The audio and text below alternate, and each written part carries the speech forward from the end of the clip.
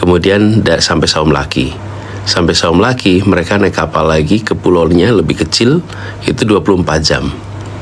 Disitulah tempat mereka tinggal, mengajar, tidak ada sinyal telepon, tidak ada listrik selama 1 tahun.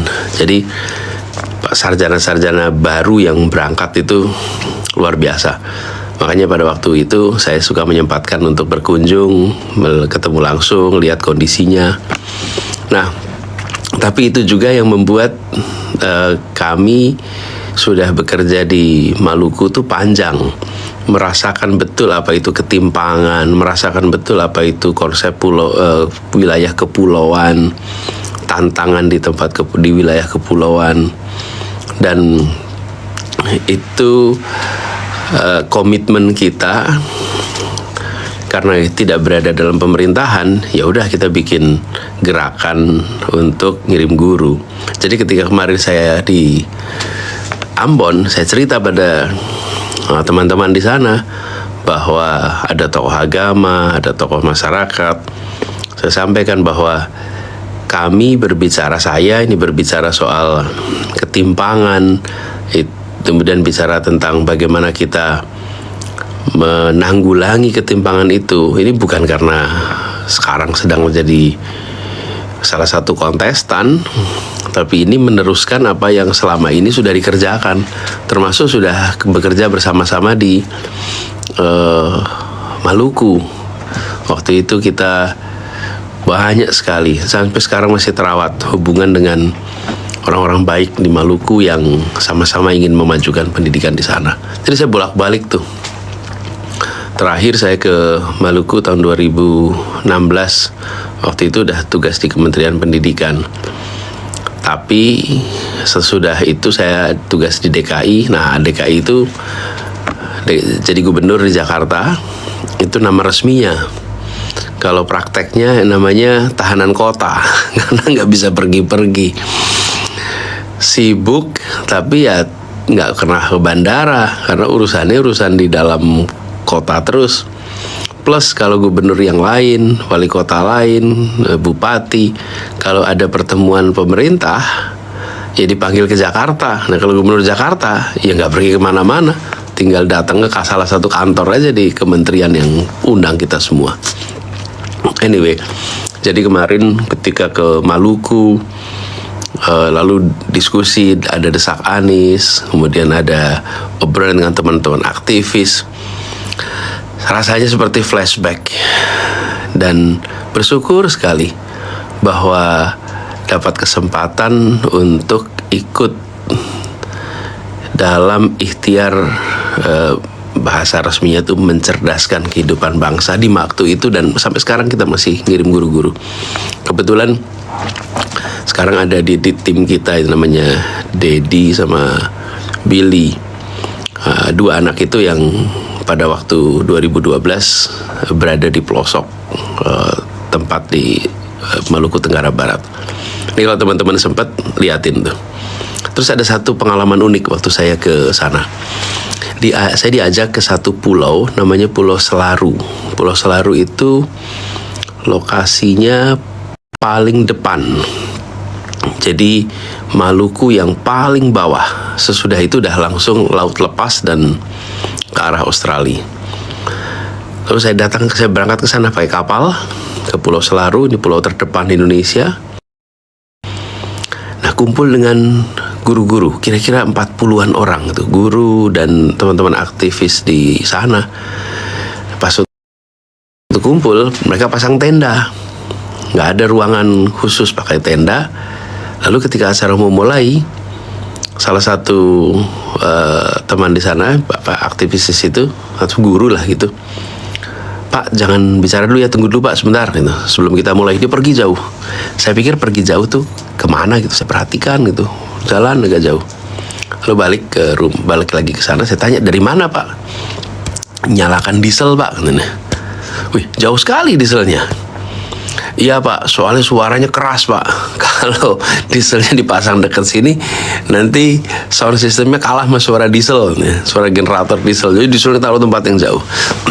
Sudah datang, terus kita mulai. Dan ketika mulai itu apa? Bayangkan 40 orang di sebuah pulau terdepan yang belum ada listrik, tidak ada sinyal telepon. 40 orang ini berdiri lalu menyanyikan Indonesia Raya bersama-sama. Saya berada di situ. 40-an orang, kita semua nyanyikan Indonesia Raya. Itu sambil menyanyikan, saya itu merasakan betul di hati itu getaran. Ini seperti ngirimkan pesan. Anis, kami di sini jauh dari pusat kemajuan, jauh dari pusat perekonomian. Kami masih terbelakang, kami masih tertinggal di dalam fasilitas. Tapi kami tidak kalah cintanya pada republik ini dibanding dengan mereka yang hari ini sudah makmur. Saya rasanya seperti dapat pesan begitu. Karena bagi yang sudah makmur, bagi yang sudah mendapatkan janji kemerdekaan, menyanyikan Indonesia Raya itu, ya kita udah dapat dari kemerdekaan ini. Tapi bagi mereka yang masih jauh itu, jauh dari makmur, jauh itu, berada di tempat begitu itu sangat menyentuh. Jadi saya nggak akan lupa itu pengalaman bersama-sama dengan teman-teman. Dan mereka semua bicara tentang bagaimana pendidikan kita maju, bagaimana anak-anak kita di sana bisa sekolah dengan baik. Ya memang lokasi mereka itu jauh dari pusat perekonomian, pusat kemajuan. Tapi mimpi mereka itu tinggi sekali. Di situ salah satu inspirasi saya kemudian muncul gagasan yang waktu itu saya sempat tweet juga zaman itu. Lokasi lahir boleh di mana saja, tapi lokasi mimpi harus di langit, dan di langit yang amat tinggi. Jadi jangan pernah takut untuk bermimpi, jangan pernah takut untuk bercita-cita. Apapun latar belakangnya, mimpilah yang tinggi, batasnya itu langit. Jadi saya merasakan betul itu, luar biasa pengalaman ketika berada di Pulau Selarui, pulau paling depan.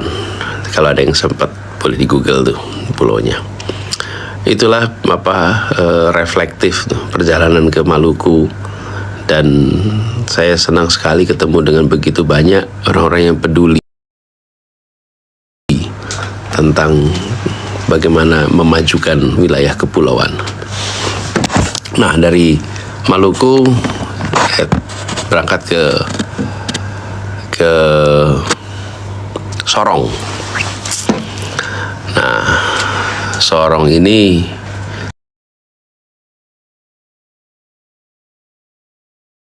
kembali ke Sorong. Dulu saya pernah ke Sorong.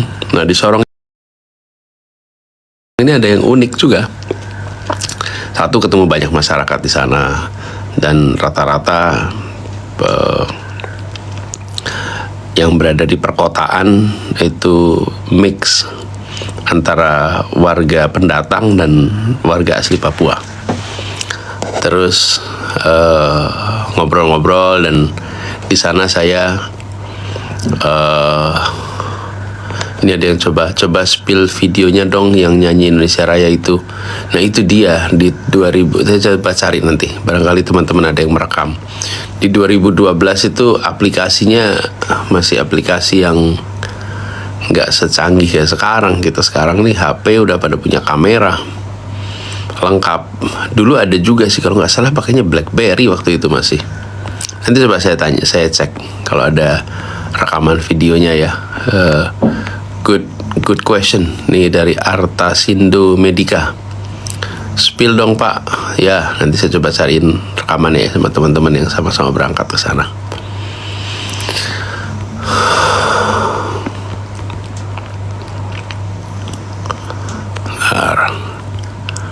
Oke, saya terusin cerita dah kalau gitu. Cerita dulu ya.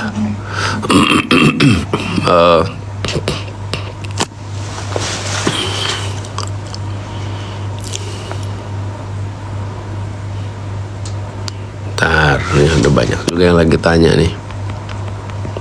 Saya coba lihat.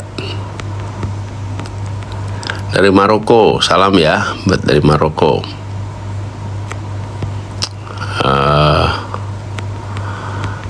Apalagi nih, banyak juga nih, dari mana nih? Pada sebutin dong dari mana biar saya tahu yang pada datang.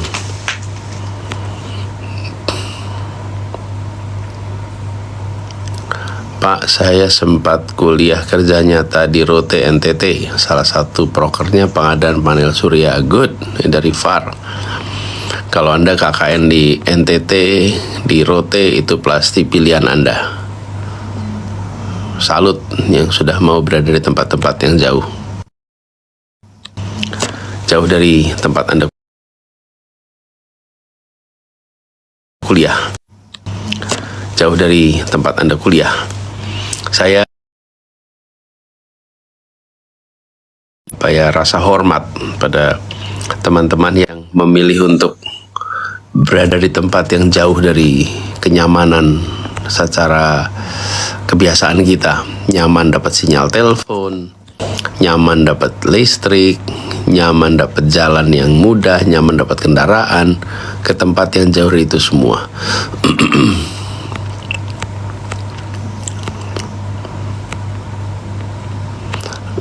Orang tua saya ngefans, salam ya buat orang tuanya ya.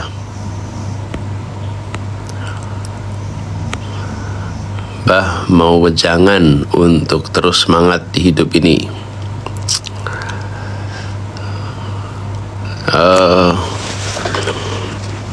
Syukuri yang sudah dilewati, kemudian selalu berusaha untuk memperbaiki dan yakin bahwa besok akan lebih baik. Jadi syukur yang sudah dilewati, selalu memperbaiki dan yakin besok lebih baik. Ya. Yunani hampir, wow, Yunani, salam ya buat yang di Yunani.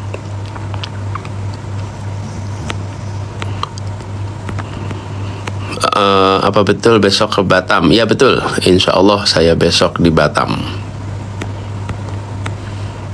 Itu dari Mas Dede.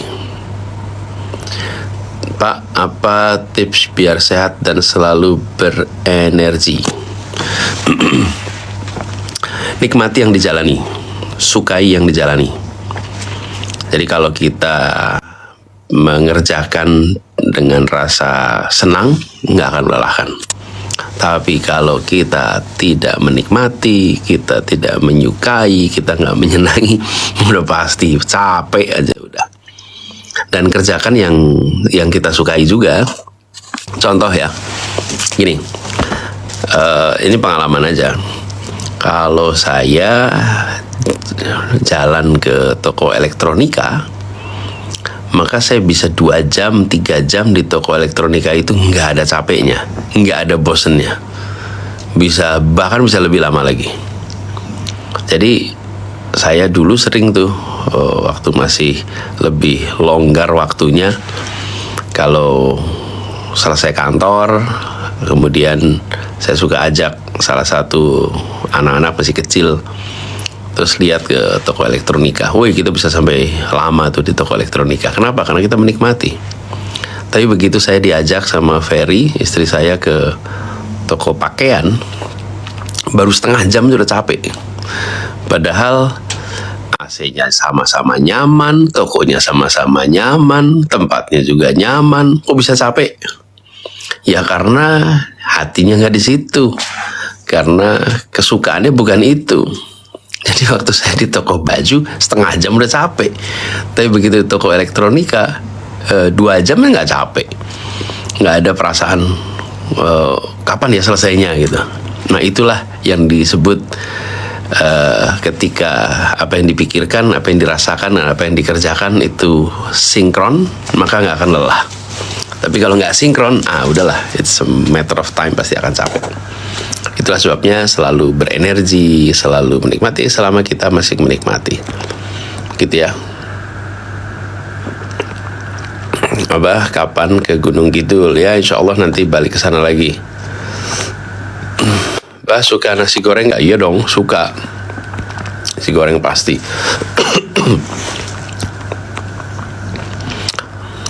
Apalagi nih, saya sambil buka ya.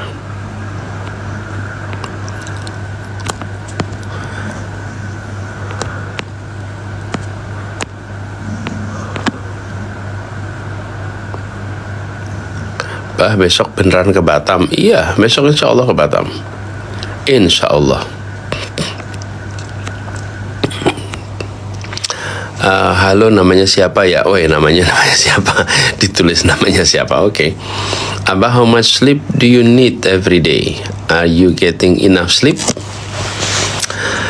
Perhaps my sleep is less than ideal. However, I feel good when I woke up in the morning, and I feel fresh. I think I enjoyed sleeping well rasanya. Jadi bangun pagi juga cukup. So when you ask me how much sleep do you need every day, I think in terms of need, perhaps 7-8 hours, that's the need. Tapi in reality nggak mungkin itu sekarang dikerjakan. Jadi sering saya tidur mungkin 4 jam, rata-rata mungkin 5 jam, 4 jam 5 jam lah rata-rata. Walaupun beberapa waktu kemarin sempat hanya 3 jam kurang. Tapi ya dijalanin aja. Nah, kalau pas siang, setiap kali ada kesempatan di mobil, di penerbangan, sambil tidur, itu kemudian bikin jadi lebih fresh. Nah, sekarang saya mau cerita lagi nih. Pas saya ke Sorong. Pas Sorong itu selain memang bagian dari acara ada kampanye indoor di sana, saya juga mengunjungi sebuah tempat yang dibangun oleh adik angkat kami. Nama adik angkat kami itu namanya Safruddin Sabonama. Dia diangkat, ya kayak diangkat anak oleh ibu dan ayah saya dulu ketika masih kuliah di Jogja. Jadi saya kemarin mengunjungi dan ada ceritanya nih, saya cerita dikit. Waktu saya masih di kampus jadi rektor, satu ketika di kampus tuh sekretaris masuk kantor, masuk ruangan. Pak, ada tamu serombongan anak-anak muda dari Papua. Katanya dia adalah adiknya Bapak. Jadi saya kaget, adik saya dari Papua. Wah, coba namanya siapa? Terus saya diberitahu namanya Safruddin Sabonama. Oke, saya selesaiin kerjaan, terus saya undang mereka ke dalam ketemu. Lalu ketemulah sama Safruddin ini dan teman-temannya. Lalu mereka cerita bahwa mereka naik kapal sampai ke Jakarta, kemudian ketemu. Terus saya tanya, ya gimana ceritanya? Nah, disitulah kemudian saya pertama kali dengar cerita detailnya. Jadi Safruddin ini kuliahnya di Universitas Patimura, Ambon. Lalu terjadi kerusuhan di Ambon, kampusnya rusak, dan mahasiswa-mahasiswanya disebar.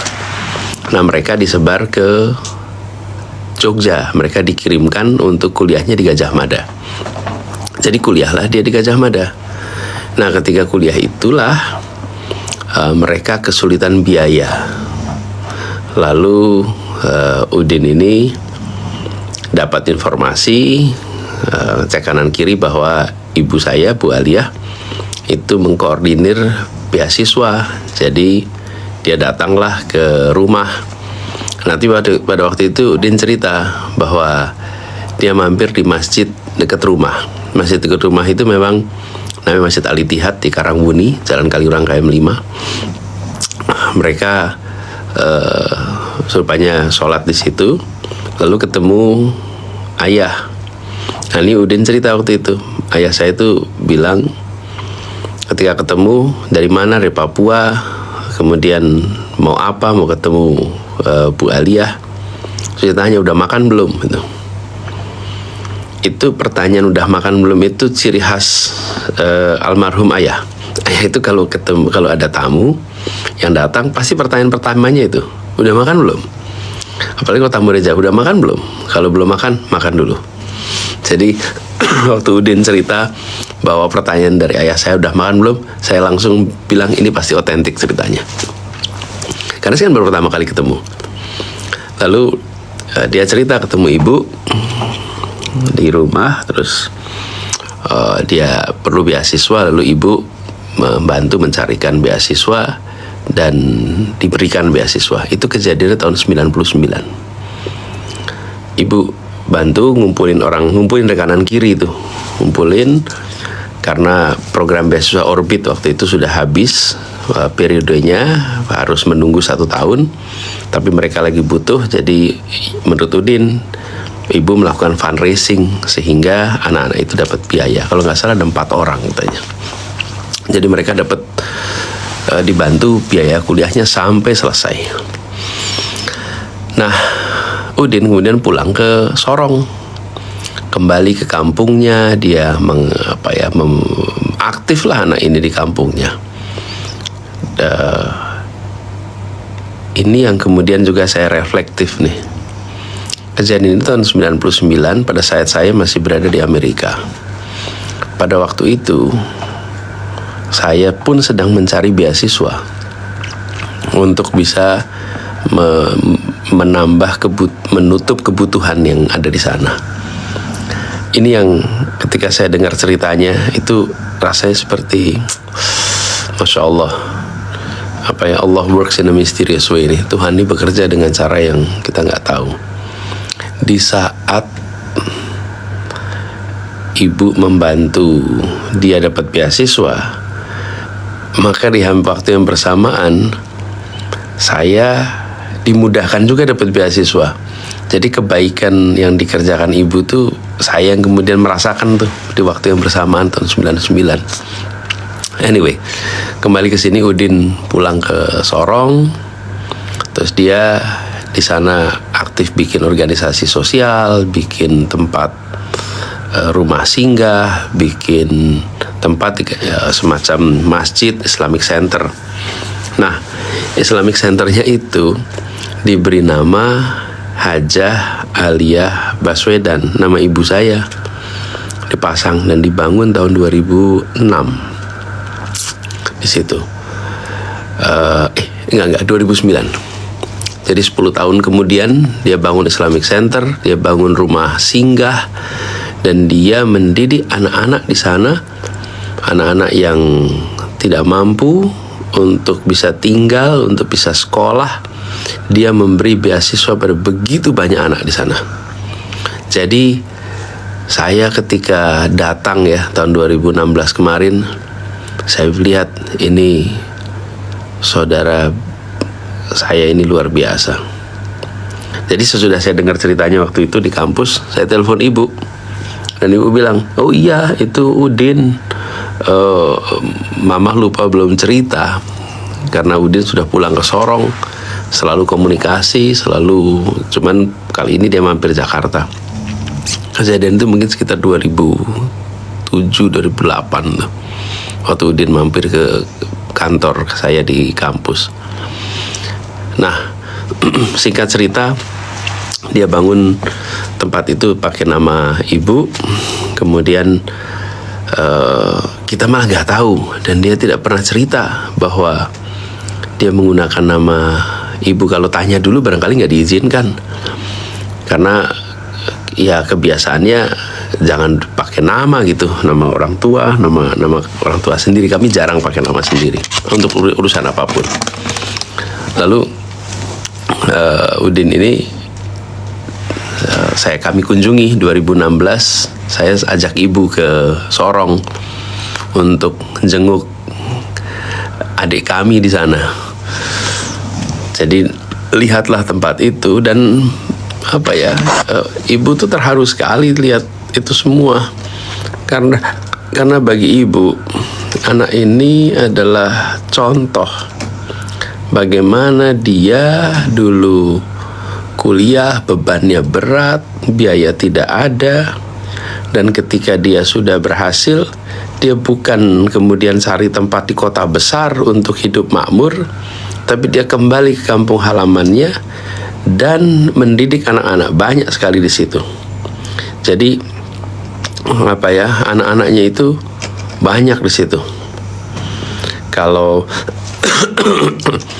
kita perhatikan, hidupnya itu seperti hidup untuk membantu orang banyak. Nah, tempat yang dia bangun itu namanya Hajah Aliyah Baswedan Islamic Center.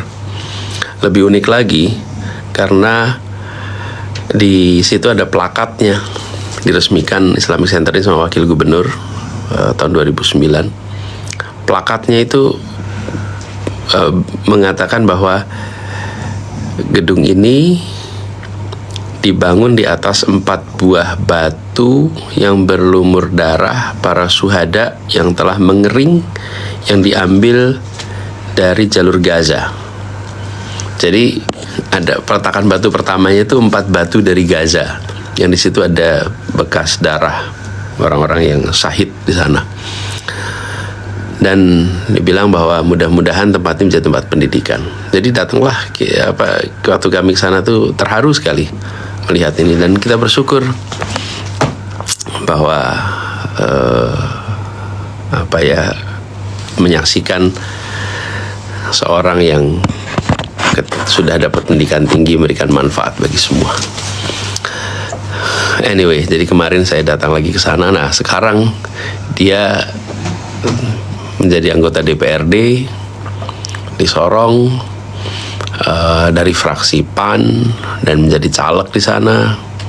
Waktu saya mau datang, ini baru saya dengar juga dari teman-teman, rupanya dia dilarang untuk menyambut. Rupanya karena PAN itu ikut dalam koalisi lain, maka dia dibilang tidak boleh ikut menjemput, tidak boleh ikut bertemu. Tapi dia tetap datang, dia tetap ketemu, kami tetap berjumpa karena memang kita ini bersaudara dan gak ada urusannya dengan politik. Jadi saya yakin pimpinan PAN juga gak akan beri sanksi karena ini gak ada urusannya dengan kampanye. Ini satu kunjungan antar saudara angkat yang ya memang kalau ke Sorong ya ke sana gitu. Mudah-mudahan Udin tidak dapat sanksi apapun. Kalau diberi sanksi ya itu namanya dolim, karena ini bukan kegiatan politik sama sekali. Tapi anyway, kita sana melihat rasa syukur, dan ini barangkali pelajaran bahwa kalau menerima beasiswa bukan membalas budinya dengan mengembalikan pada si pemberi beasiswa, tapi cara balas budi bagi penerima beasiswa adalah dengan memberikan beasiswa kepada generasi berikutnya. Dengan begitu maka pahalanya akan terus turun-temurun. Dan selalu katakan kepada penerima beasiswa yang diberi beasiswa, nanti satu saat ketika kalian sudah menjadi orang, dalam tanda kutip jadi orang, maka beri beasiswa bagi yang lain. Jadi terus turun-temurun. Itu satu kebahagiaan tersendiri pengalaman kemarin di Sorong.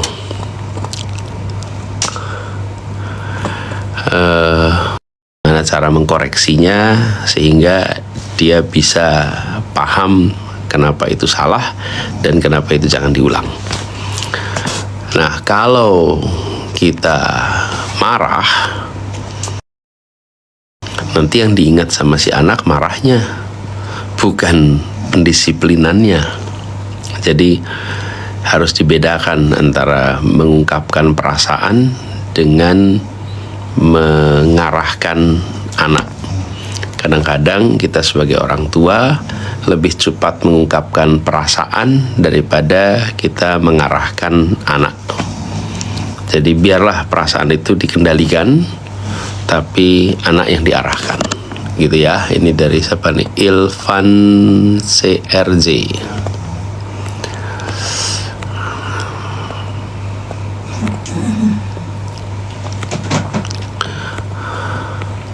Inspirasi Indonesia mengajar dari mana, Bah?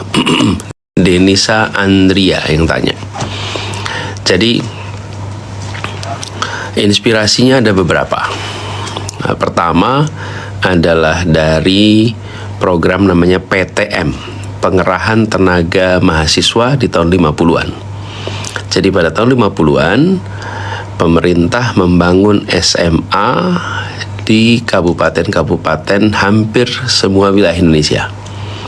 Nah, ketika pemerintah bikin SMA, bikin gedungnya gampang. Persoalannya siapa yang mau ngajar? Jadi kemudian pemerintah mengundang mahasiswa untuk jadi guru SMA. Itu namanya PTM, Pengerahan Tenaga Mahasiswa, untuk jadi guru SMA di pelosok-pelosok tanah air. Nah, mereka ada yang mengajar 1 tahun, ada yang 2 tahun, dan bahkan ada yang tidak pernah kembali lagi karena jadi guru terus di sana. Nah, program PTM ini yang memimpin waktu itu seorang mahasiswa namanya Kusnadi Harja Sumantri.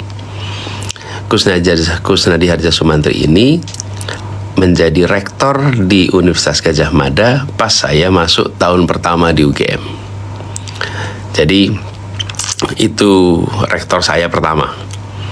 Nah, saya banyak dengar ceritanya dari Pak Kus. Saya sering berdialog intensif dengan beliau. Beliau seorang rektor yang sangat dekat dengan mahasiswanya. Nah, itu salah satu inspirasinya. Kemudian yang kedua adalah program pertukaran pelajar yang pernah saya ikuti, di mana kita tinggal bersama keluarga selama 1 tahun. Waktu itu saya masih SMA, dan pengalaman itu memberikan hidup kami. Nah, itulah inspirasinya. Kemudian kita susun program ide Indonesia Mengajar. Dan waktu itu ada yang bertanya, kita lagi diskusi tahun 2009 kalau tidak salah. Kami lagi diskusi, ada salah seorang yang bilang begini ke saya, "Mas, kalau Mas Anies bilang masalah pendidikan di Indonesia itu adalah daerah-daerah terpencil, daerah-daerah yang sulit, nggak punya guru yang baik. Pertanyaan saya, mana ada sarjana-sarjana dari kampus-kampus yang menonjol, yang mau jadi guru di tempat yang jauh-jauh gitu." Waktu itu saya respon, ada banyak, saya yakin. Masalahnya banyak yang tidak mau karena harus jadi guru seumur hidup di sana. Tapi kalau kita kirim guru bertugas 1 tahun, 1 tahun depan berikutnya beda guru, tahun berikutnya ada yang baru lagi, saya rasa banyak yang mau. Nah, disitulah inspirasinya. Jadi pengalaman PTM yang saya dengar, pertukaran pelajar, lalu pemantiknya adalah sebuah diskusi sore hari, ngobrol ngopi, di mana saya waktu itu bicara tentang perlunya guru berkualitas di daerah yang terpencil. Dijawab mana ada yang mau. Terus saya bilang pasti ada. Nah, dari situ kemudian muncul gagasan Indonesia Mengajar. Itu ya ceritanya. Oke. Abah Selawi Tegal juga pengen sekali dikunjungi. Oke, insya Allah nanti. Dwi Agung Budiarto, insya Allah nanti warga Selawi. Nah, Selawi ini khas nih karena nenek saya berasal dari Tegal, dari Ujung Rusi. Ujung Rusi ini sekarang masuk Kabupaten Tegal. Jadi saya sering sekali dengar cerita tentang Ujung Rusi. Sekarang terkenal di situ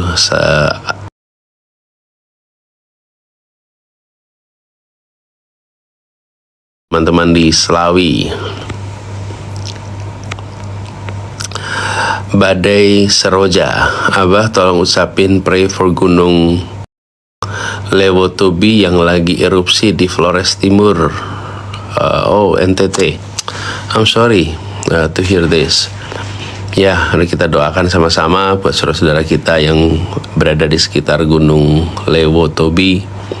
Semoga terbebaskan dari dampak erupsi, dan yang terdampak mudah-mudahan bisa cepat recover, dan insya Allah semuanya sehat.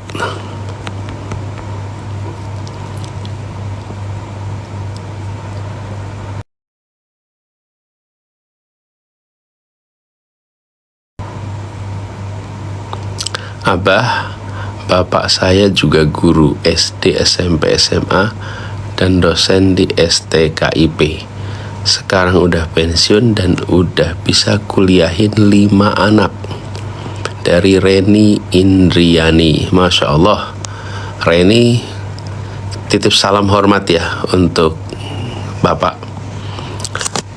Bukan hanya karena telah menjadi orang tua yang baik, tapi juga telah mengajar menjadi guru dan dosen.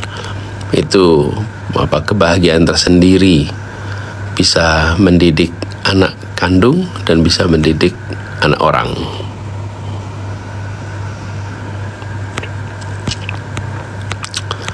Oke.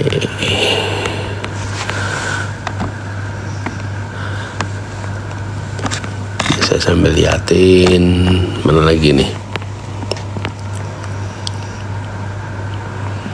Pak, ini utamain guru honor ya, terutama yang honor swasta ya. Insya Allah kita harus setarakan, jangan dibeda-bedakan.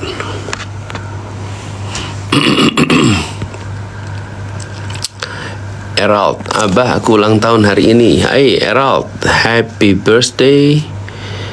Selamat ulang tahun. Mudah-mudahan selalu sehat. Mudah-mudahan bisa melampaui semua rencana dan cita-citanya. Panjang umur. Selamat ulang tahun sekali lagi buat Erald. Abah sehat terus ya. Usna Asma ya, kita saling mendoakan. Abah besok benar ke Batam ya, insya Allah besok saya ke Batam. Jadi acaranya apa di Batam nih? Saya coba cek. Di Batam itu saya insya Allah akan ke pasar. Kemudian besok hari Jumat, jadi Jumatan di Masjid Sultan Mahmud nggak salah. Lalu kemudian ada acara kumpul dengan warga di Tribun MTC. Buat yang di Batam mudah-mudahan nanti sempat ketemu. Wow, Bah doain mahasiswa yang tadi mana nih? Doain mahasiswa yang sambil bekerja. Anda beruntung bisa dapat kesempatan untuk jadi mahasiswa dan sambil kerja. Mungkin rasanya seperti beban. Jangan dipandang itu sebagai beban. Itu sebagai pengalaman ekstra. Mungkin menjalaninya menantang, tapi itu akan membuat Anda punya pengalaman menjalankan berbagai aktivitas bersamaan sambil kuliah, sambil kerja. Abah doain ya kita mahasiswa yang harus sambil kerja ya. Namanya siapa nih? Namanya tulisannya huruf Korea aja nggak bisa baca. Oke. Rekomendasi buku bacaan untuk dibaca anak kuliahan di masa libur semester 1 menuju semester 2.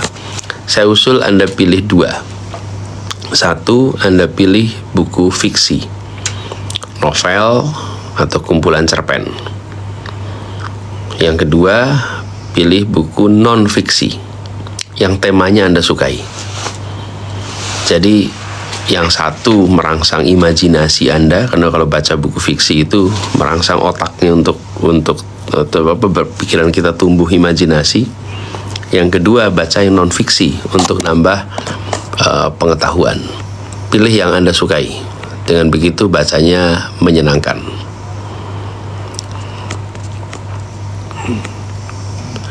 Abah ditunggu di Batam ya, insya Allah besok ketemu ya. Salam dari Abu Dhabi. Salam juga ya untuk semua yang di Abu Dhabi.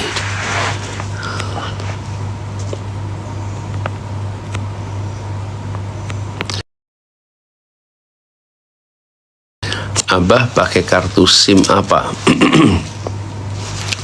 Saya pakainya Telkomsel. Abah, aku suka somai pakai saus kecap, mantep banget. Aduh, saya juga suka. Ini dari kacang goreng. Somai pakai saus kacang, agak pedas, itu enaknya luar biasa. Udah gitu tahunya juga. Sayangnya sekarang udah malam, kita nggak bisa dapat itu sekarang. Abah, saya dikit lagi berhasil jadi sarjana pertama di keluarga. Wow, Masya Allah. Catatan Nana. Selamat ya, Nana. Jadi sarjana pertama di keluarga. Jadi kebanggaan di keluarga.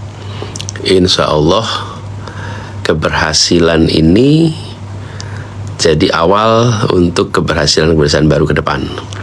Dan insya Allah Nana menjadi yang pertama itu nggak ada duanya. Tidak ada sarjana pertama yang kedua kali. Pertama ya cuma satu kali. Jadi nanti kalau ada di antara keluarga yang jadi sarjana lagi, ya itu yang kedua. Jadi pertama itu cuma satu kali. Jadi selamat, saya juga ikut bangga. Insya Allah jadi inspirasi buat adik-adik di keluarga besar ya.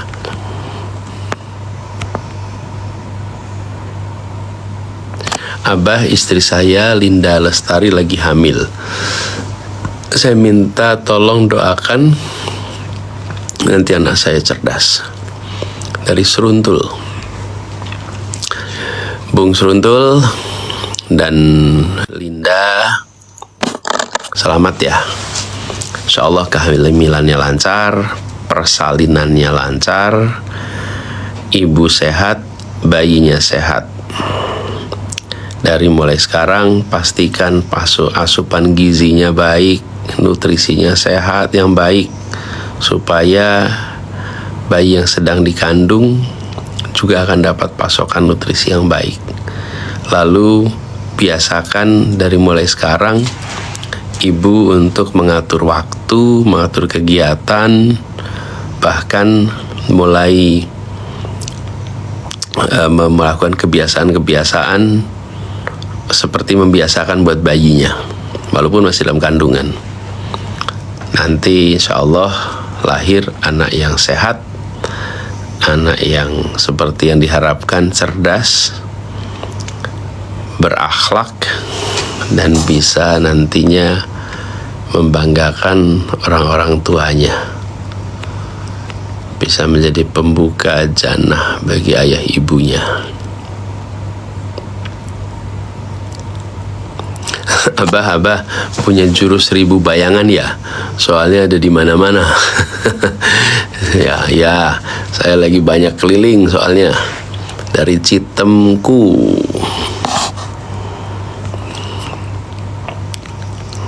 Abah kapan ke Banten? Nah, insya Allah hari Sabtu kalau nggak salah saya ke Banten.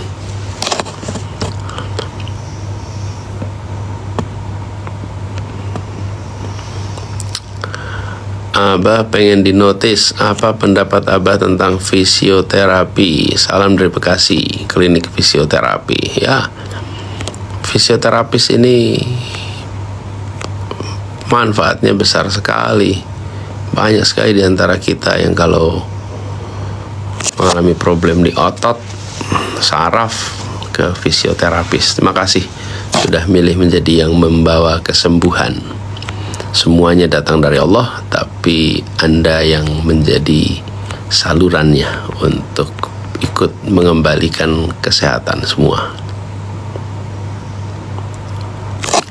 Abah bantu semangatin bisnis lagi bangkrut. Sedih bener Abah, ingat emak, ingat istri, ingat anak.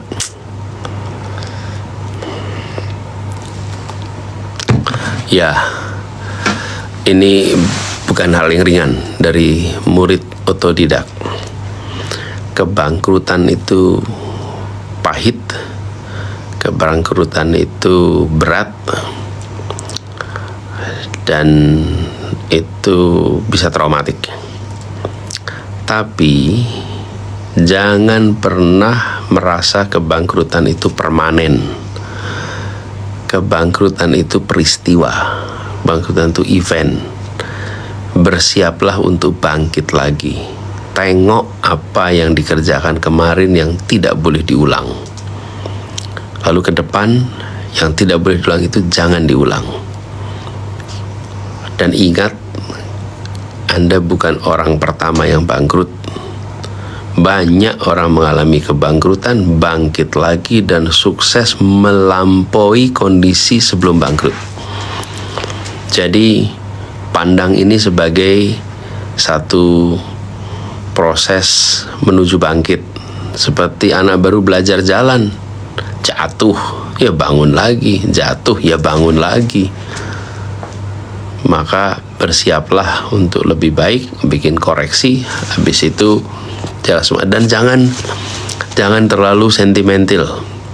Boleh ingat sama abah, ingat sama emak, ingat sama istri, ingat sama anak, gak apa-apa, tapi jangan dibawa perasaan terlalu jauh. Kemudian, waduh, jadi segalanya serba berat.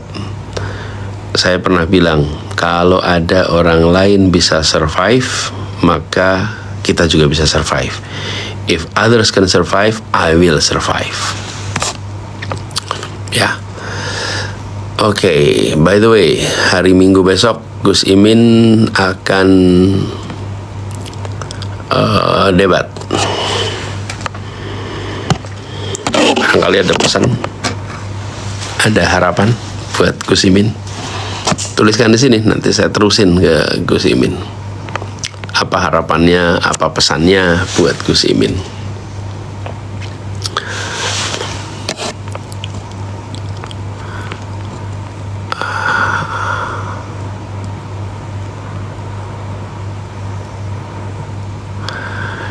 Dava Chani, Abah, tadi aku naik taksi saat keluar bandara, terus supir taksi bilang aku mirip Pak Anies. Alhamdulillah, kita mirip. Kapan-kapan nanti bisa kita barengan ya, kita foto bareng, kita cocokin nih kemiripan kita.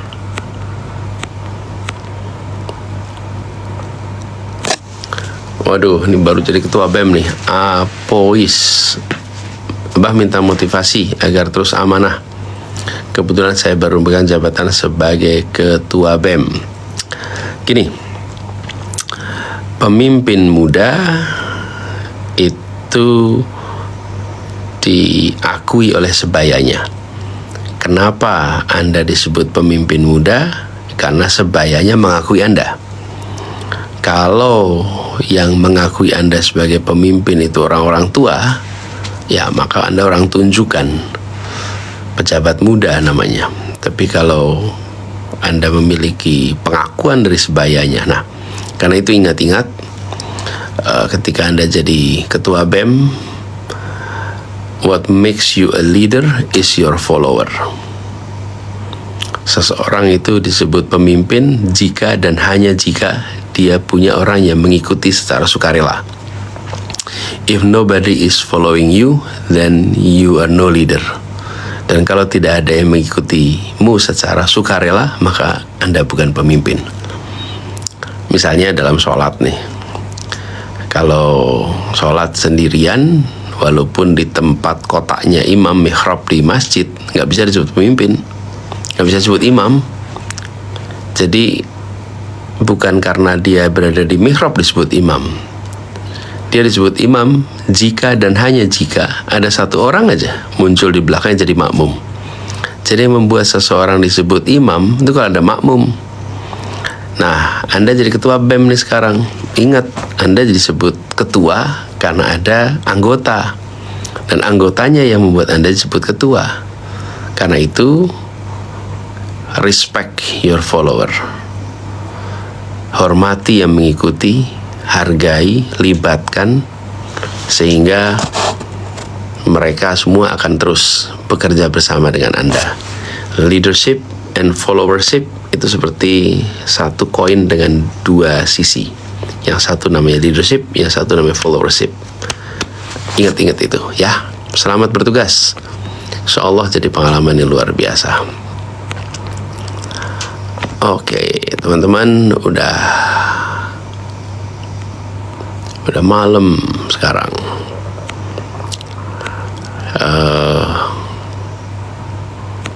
Oh ini nih, Abah Gus Imin jangan main HP terus, suruh belajar Abah. Oke, nanti saya kasih tahu.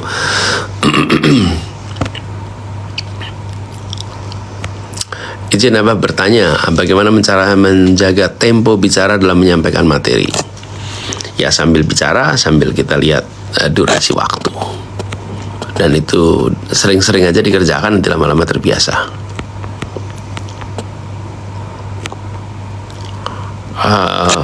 Bah, ceritain waktu jadi ketua Senat di UGM, apa yang paling berkesan? Namanya G tanya. Gini dah, itu panjang ceritanya. Insya Allah nanti pas saya live berikutnya aja ya, biar ada kesempatan cerita lebih banyak. Oke. Nur Halim Tenjo 361. Abah doakan kami pasangan baru, punya anak baru 1.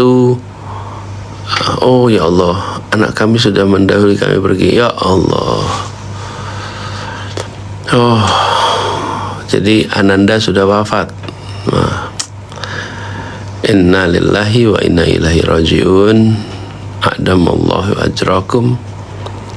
Semoga dukamu jadi pahalamu.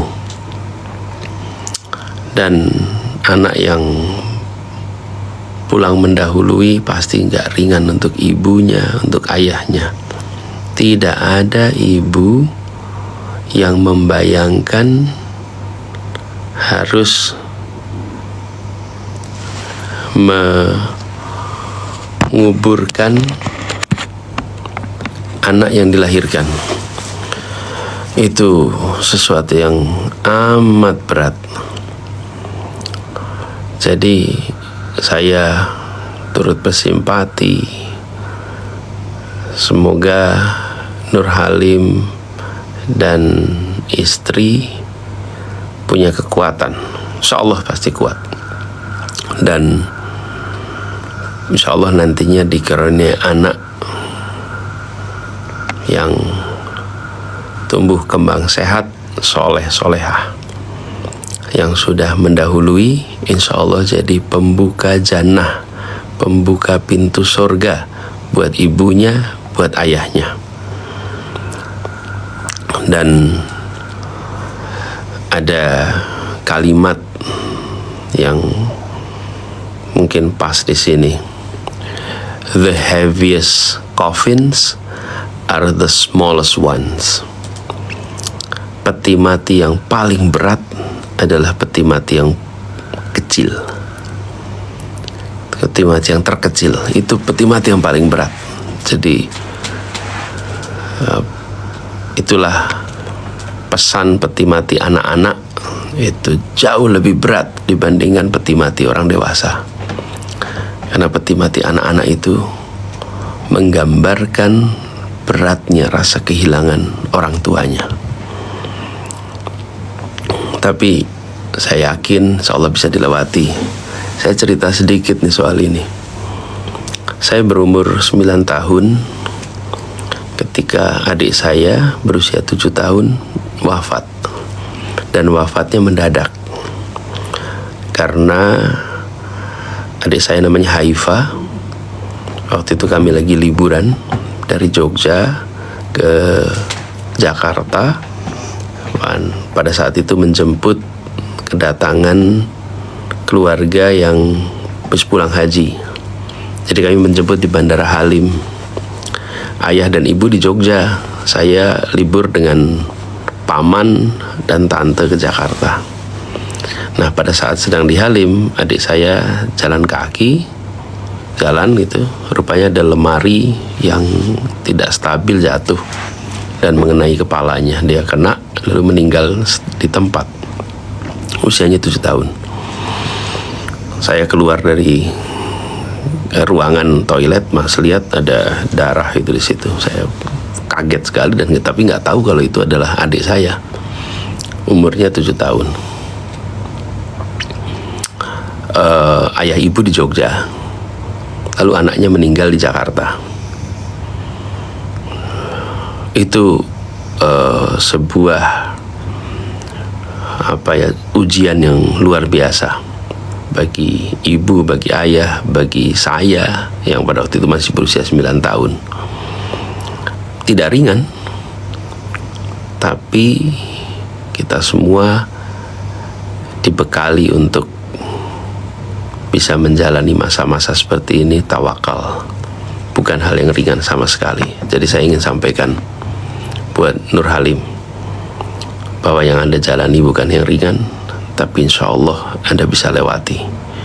Kami pernah mengalami, sama sekali tidak ringan, tapi kita semua menjadi lebih kuat, kita semua menjadi lebih kokoh imannya, dan dengan keyakinan bahwa anak ini ya, putra pertama, anak-anak yang masih belum punya dosa, dipanggil pulang oleh Allah dalam keadaan bersih, insya Allah berada di surganya.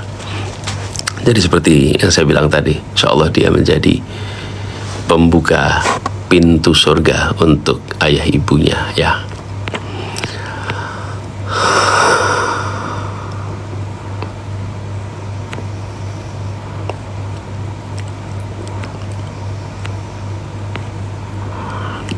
Oke.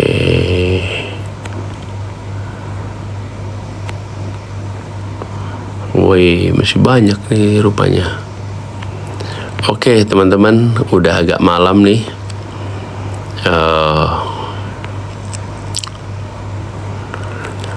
Saya cukupkan sampai di sini. Insya Allah kita ketemu lagi di waktu yang berikutnya. Ini ada yang terakhir nih, Abah, tanggal 16 aku milad. Semoga kaldul taku ya, insya Allah saling mendoakan. Teman-teman semua, terima kasih yang sudah menemani saya malam ini. Terima kasih sudah ikut partisipasi di sini. Banyak nih pertanyaan-pertanyaan, tapi nanti kita terusin lagi ya. Udah agak malam sekarang. Insya Allah kita jumpa lagi. Stay healthy, stay happy, stay productive.